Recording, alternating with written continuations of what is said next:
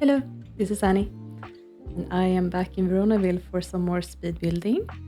Today I'm going to be building the famous Monty family restaurant.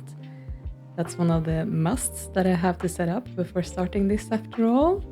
It's in the canon and the biographies, so it has to be there. And I also feel like it makes a lot of sense that they actually do have a restaurant that I can play with. It's going to be feeling that I'm playing out the true story if I am playing with a restaurant after all. And I actually had planned on chopping down Anthony, Monty's family, and building a house for him. But before I felt like I could do that, I needed some more inspiration for how to actually build a house for him. So that's why I ended up starting with the restaurant, and then I'm actually also gonna build, or renovate rather, one of the other houses on this side of town before I'm ready to even build his house. So that's how I actually ended up starting with this house. And what I've done, like when I have renovated Strange Town, and something that I am picking up here now in Veronaville as well, is to draw inspiration from the already existing houses as I'm building new ones to have them in the same style. And for this particular restaurant, I felt like I wanted it to look very much like the Monty Ranch in this sort of croissant shape that it's ending up being here. And yeah, that was sort of the vision that I had, that I wanted it to feel a little bit like coming home to their home and sitting down for dinner in their house. You know, it's a family restaurant, but also I feel like the culture that comes from the sort of Italian inspired home that this is based on, I also feel like that culture is a little bit more like inviting in that sense, that there's a lot of people around, and you're invited into people's homes, and it's all very generous in that sense, like you're gonna sit down at the dinner table and share a meal together. And I wanted that to feel like that vibe was carried on into the restaurant. That's why I also decided to basically make this look like an extension of their own house. So it's actually positioned just right across the road from the Monty Ranch as well. So it's basically gonna be like Patricio and Isabella just walking across the street and then into this house to work. So yeah, that was what I was going for. So there's a lot of similar choices in what doors and windows and walls and those kinds of things that I picked out, and of course the way that I did the roof. And I'm gonna do something similar to what I did at the Monty Ranch here as well, to add in some flowers at the front and sort of utilize those sort of flower pot boxes up here on the roof as well, to I guess make it a little bit more decorative. Something that I actually thought about after I had finished building this that I might want to put in after is a ladder, so that you can actually visually see how one would sort of climb up to water these flowers as well. So I think I might be going in and putting that on the side of one of these walls here outside. But I bet that these flowers get a lot of sun at least, so that's very good. And yeah, this is gonna be the family restaurant, of course, so I'm pretty sure that Patricio and Isabella are both retired at the start of the game. So I guess it's just gonna be Antonio to start out, who's gonna be working full time. I know that both Romeo and Mercutio are working part-time at the restaurant, so I guess I can bring those two in to work as well. Yeah, that should work actually. So then, yeah, I bet that Antonio would be the chef, of course, and then I guess the teenagers would have to manage the hosting and the waitering. yeah, I guess that would work. So this business, as I start to play with it, is probably gonna be owned right now by Antonio, I think. Yeah, I'm gonna see how I work around that because, of course, even though he's the eldest son, not the oldest child, but the eldest son, he's not the heir. It's actually his younger brother who's now passed away, sadly. But I'm assuming that he was meant to be the heir at some point, and he was sort of looking forward to taking this business over and so on. That's why he's so high up in the culinary career as he is. But then, of course, something must have happened that made it so that Claudio was actually the one who took over. And I'm sure that Claudio, before he passed away, started working here as well. So I guess that, yeah, this ownership has passed from hand to hand, unless actually he died before Isabella and Patrizio retired. It could be that they were still owning this and he was sort of getting ready to take over, and then he passed away, and then Antonio had to do it sort of. Yeah. Of course, we also have Bianca, but yeah, she's gonna be at the university. So she's, as a teacher, that is. It sounded like I meant that she was studying. So she's not gonna be part of this family business. So I'm adding in a lot of greenery here in the courtyard area as well. And I'm making it quite open with these archways as well. So I'm gonna have to probably do the same thing here that I do at the Monty Ranch whenever it gets colder out, that I change these archways out for doors instead, so that it's actually a bit more realistic. But that's gonna be a running theme for these houses around this area, actually. And when I put down this ivy, I actually also noticed on the inside of the house that there were some parts of it flickering through the walls. So I actually ended up having to go in and sort of freehand place them down again, just to get rid of that annoying flickering inside into the other side of the walls. Even though I have played quite a lot with Veronaville, I've actually never played with a restaurant in this neighborhood before, which is quite strange because it's sort of canon after all. And yeah, I feel like it also suits this neighborhood quite a lot to have a bunch of restaurants. So I don't know why. I guess I was just speeding through too fast and didn't really think about it, but it's nice to have a second chance to do things right this time. I was thinking about putting in those booths here, despite all of the issues I had in my recent downtown episode. But yeah, I've used those booths quite a lot, actually, in other lots than that, and I haven't really seen those issues that I had in that episode. The running theory at the moment is that I had used a custom content table that wasn't really working well with those booths. So yeah, I think that if I use the sort of the tablecloth dining tables that come with nightlife and are supposed to be used for those booths, that's probably gonna work, because that's what I've used in a bunch of other lots that I have. So that was sort of my idea here at first, to place down those booths and yeah, have tablecloth tables, not the ones that I've used now, but the Maxis ones. But then it didn't really work with the layout of the room and the way that I had placed down the windows, so I ended up scrapping that idea. And yeah, I placed down some 6-seated tables in that long room. But then from my experience running restaurants, the hosts are picking tables for the Sims based on what's nearest in combination with how many seats there are. So if there are 1 or 2 Sims who's going to sit down to dine, they're going to take the closest table no matter how many spaces there are.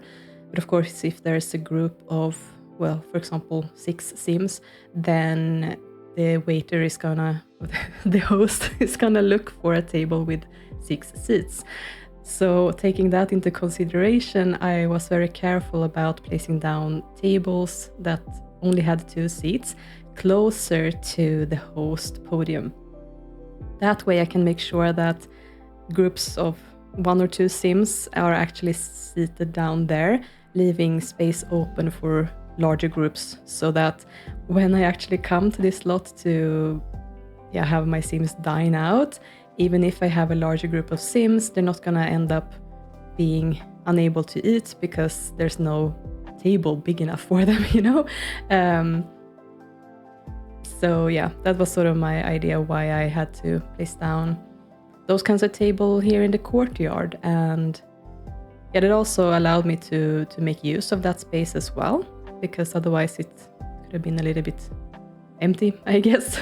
And it's also quite nice to have outside dining area here as well. Not sure what I should do about that in the winter. I'm probably gonna have to rearrange this somehow, actually. It's a very summery vibe for this restaurant as well, I guess. So yeah. So this room is going to be completely dedicated to the host podium. Of course, there needs to be quite a lot of space around it for the Sims to sort of queue up and wait for the host to seat them. And they're going to look at the menus and so on. So this area is going to be a little bit crowded. But I think that's fine because I actually made 2 doors leading into the kitchen. So the staff should be able to travel well anyway, despite that crowd. And yeah, there are some more tables in here. I made them for 4 Sims this time. And I think technically this table that's furthest to the right on the screen right now is technically closer to the host podium, I think, than the tables I placed down for 6 Sims.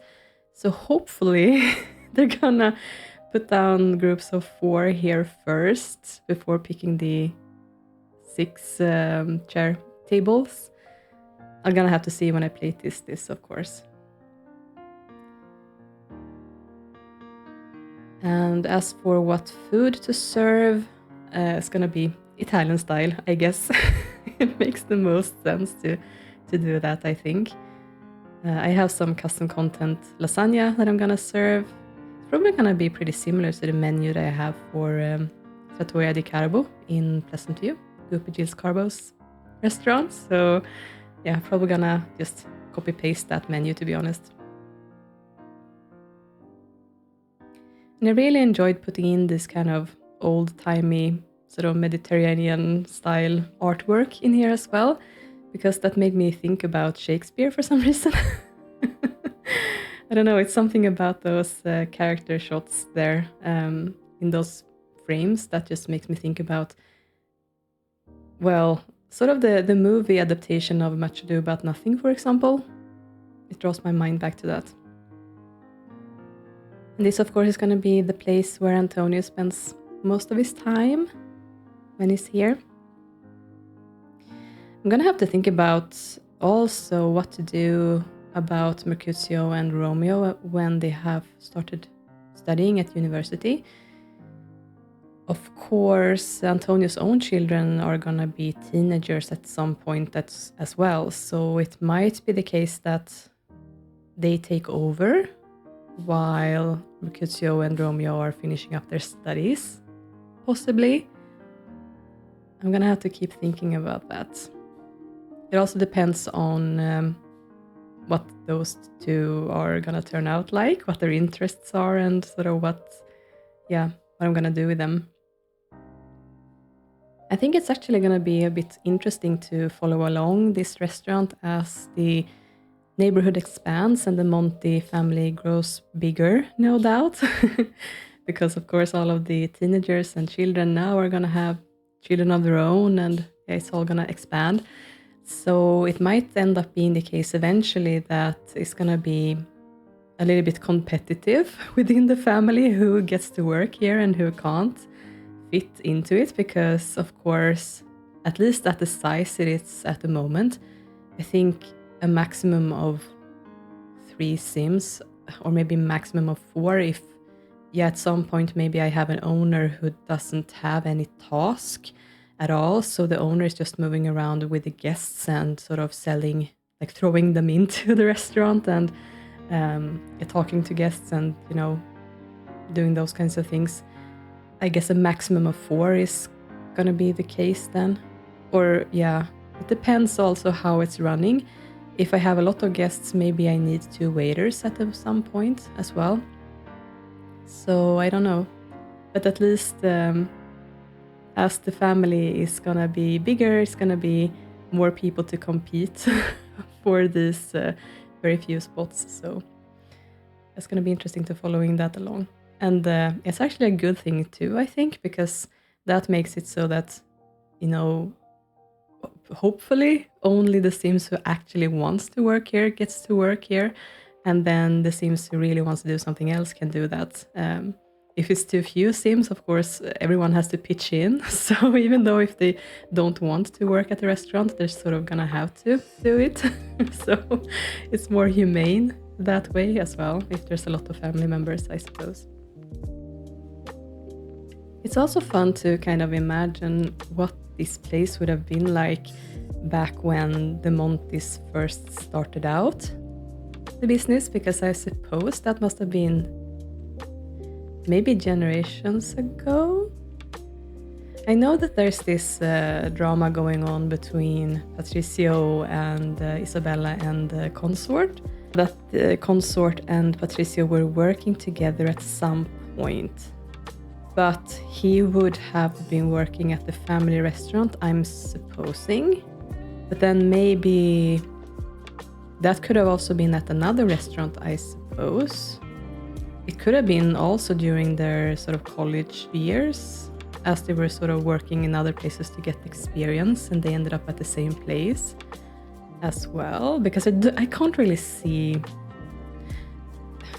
I mean, maybe actually consort was employed here at the Monty restaurant, because come to think of it, actually he was not born a Cap, so he wouldn't have been sort of banned due to the family feud. But then again, was there really a family feud before the consort Patricio Isabella drama happened? Or was that where everything started? No, actually, after taking a look at the memories again, I could see that actually it was Patricio who was fired, not the consort. So what must have happened is that, well, yeah, I'm assuming that what could have happened rather is that Patricio was employed at the Cap business, because they're gonna have a restaurant business as well, and that, yeah, this thing happened with Contessa, and then he was fired from there. Would that have been when he got his own restaurant? I guess that could be the case then, that this restaurant was actually started up by Patricio and Isabella after they had gotten married. Yeah, that actually makes sense, I think. So this restaurant wouldn't have been in the Monty's ownership for generations then? Or maybe it was something else before. It could have been like this lot was technically owned by the Montys, but they utilized it for something else. Maybe it was a home at some point even, and they renovated it into a restaurant. Yeah, I think that makes sense actually, because it really turned out like it kind of belongs together with the Monty Ranch. So yeah, I think I'm gonna go with that story actually. So yeah, this is what it turned out like. And here you could also see sort of the positioning within the neighborhood. And yeah, I think that it's quite small, but I think it's gonna be working quite well as a business anyway when I play with it, because there's a lot of different paths the Sims can take as they move around. So I think that even though it's quite slim in some spots, it's gonna be fine, hopefully. Yeah, I guess I'm gonna have to see when I start playing with it. So yeah, I hope you enjoyed how this turned out. Thank you so much for watching this video, and I will see you next time. Take care. Bye.